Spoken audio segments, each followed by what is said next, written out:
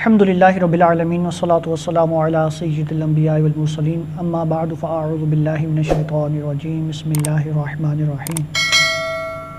میرے معزز ناظرین کرام، آج کے درس میں آپ کے سامنے حضرت داؤد علی نبینا و علیہ الصلاۃ والسلام کے بارگاہ میں، ان کے دربار میں ایک عجیب مقدمہ کا واقعہ بیان کروں گا۔ توجہ کے ساتھ سماعت کیجیے گا۔ حضرت داؤد علی نبینا و علیہ الصلاۃ والسلام کی 99 بیویاں تھیں۔ حضرت داؤد علیہ الصلاۃ والسلام نے ایک دوسری عورت کو نکاح کا پیغام بھجوایا، جسے ایک شخص نے پہلے سے نکاح کا پیغام بھجوایا ہوا تھا۔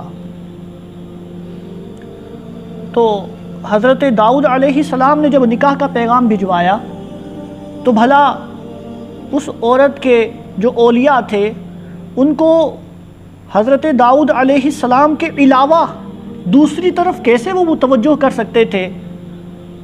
تو انڈرسٹوڈ ہے کہ انہوں نے حضرت داؤد علیہ السلام سے ہی نکاح کروا دیا۔ اور انبیاء کرام علیہم الصلاۃ والسلام وہ گناہوں سے معصوم اور پاک و صاف ہوتے ہیں، یہ مسئلہ ذہن میں رکھ لیجئے۔ حالانکہ یہ نکاح کرنا یہ ان کی شریعت میں بالکل جائز تھا اور رسم و رواج کے بھی خلاف نہیں تھا، لیکن چونکہ اللہ تبارک و تعالی اپنے انبیاء کرام کی چھوٹی چھوٹی باتوں پر بھی ان کی تنبیہ فرماتا ہے، ان کو آگاہ فرما دیتا ہے، تو اللہ تبارک و تعالی نے فرشتوں کے ذریعے حضرت داؤد علی نبینا و علیہ الصلاۃ والسلام کو آگاہ اور متنبہ فرمایا۔ ہوا کچھ اس طرح کہ اس کا ذریعہ یہ بنا کہ فرشتے مدعی اور مدعا علیہ کی صورت میں حضرت داؤد علیہ الصلاۃ والسلام کی بارگاہ میں، ان کے دربار میں حاضر ہوئے۔ وہ اس طرح کہ بجائے دروازے سے داخل ہونے کے وہ مسجد کی دیوار پھلانگ کر وہ آپ کی بارگاہ میں آئے، آپ کے بارگاہ میں حاضر ہوئے۔ حضرت داؤد علیہ الصلاۃ والسلام کچھ گھبرا گئے، تو فرشتوں نے عرض کیا، جو مدعی اور مدعا علیہ کی شکل میں تھے، انہوں نے عرض کیا، آپ گھبرائیے نہیں، ہم آپ کی بارگاہ میں ایک مقدمہ لے کر آئے ہیں، یہ آپ نے فیصلہ کرنا ہے کون ٹھیک ہے کون غلط ہے، کس کی غلطی ہے۔ اس نے کہا کہ میرا یہ بھائی، اس کے پاس 99 دمبیاں ہیں اور میرے پاس ایک ہی دمبی ہے، یہ چاہتا ہے کہ میری ایک دمبی کو اپنی 99 دمبیوں کے ساتھ ملا لے، یہ مجھ سے لینا چاہتا ہے، مجھ سے جو ہے وہ حاصل کرنا چاہتا ہے، یہ چاہتا ہے کہ یہ مجھ سے ایک لے لے اور اپنی 99 میں ملا دے۔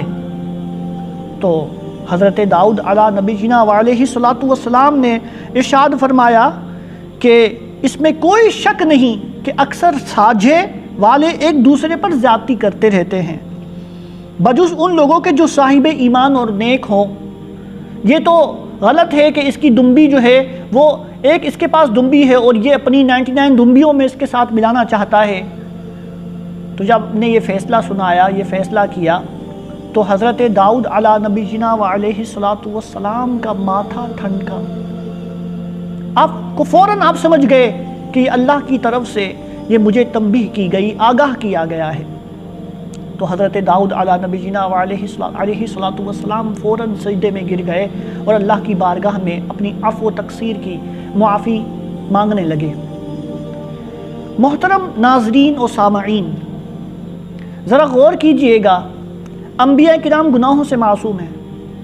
حضرت داؤد علیہ السلام کی شریعت میں اتنی شادیاں بالکل جائز تھی، اور یہ جو انہوں نے جس طرح نکاح کا پیغام بھجوایا وہ بالکل درست تھا، رسم و رواج کے بھی خلاف نہیں تھا، لیکن اللہ تبارک و تعالی انبیاء کرام کی چھوٹی چھوٹی باتوں کو بھی آپ ان پر تنبیہ اللہ فرماتا ہے، ان کو آگاہ کر دیتا ہے۔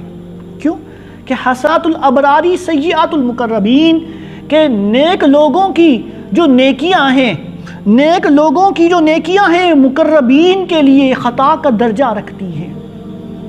تو حضرات انبیاء کرام کی چھوٹی چھوٹی باتوں پر بھی اللہ تبارک و تعالی انہیں تنبیہ اور متنبہ فرما دیتا ہے۔ تو ہمیں اس سے بہت کچھ سیکھنے کو ملتا ہے۔ اللہ تبارک و تعالی کی بارگاہ میں دعا ہے جو ہم نے سنا اسے یاد رکھ کر اس پر عمل کر کے دوسروں تک پہنچانے کی توفیق عطا فرمائے، آمین بجاہ النبی الامین صلی اللہ علیہ وسلم۔